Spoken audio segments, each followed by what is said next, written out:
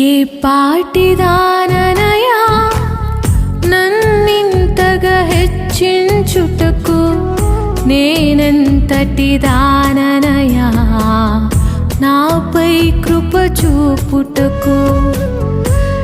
ఏ పాటిదాననయా నన్నింతగా హెచ్చించుటకు, నేనెంతటి దాననయా నాపై కృప చూపుటకు. నా దోషము భరించి నా పాపము క్షమించి నన్ను నీలా మార్చుటకు